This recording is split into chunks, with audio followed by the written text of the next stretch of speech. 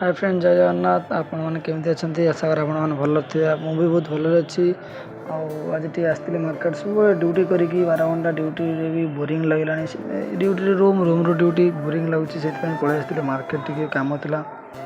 छोट मोट कम भी किसी जिनस पत्र किसी नाला खाया जिनस बिस्कुट थी भी किणा आसती किणा भी सरी सरिकी माँ को दर्शन करके सीधा आसती मार्केट मिले। मार्केट बहुत लेट्रे खोल कहीं मार्केट बहुत ब्रांच खोली देखिए केते रकम परियापत्र सब बिक्री हो मत परियापत्र सब अच्छी जबार ना। ठीक अच्छे देखा कौन नौ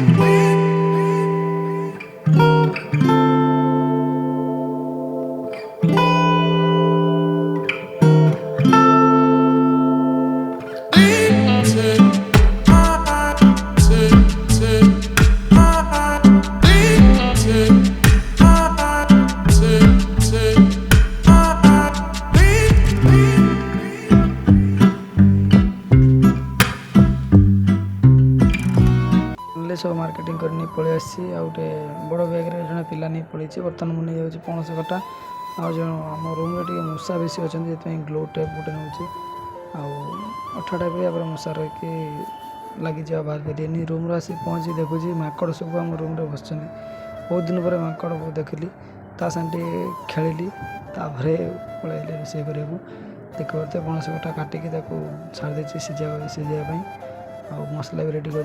ठीक अच्छे जा रोषे करदे।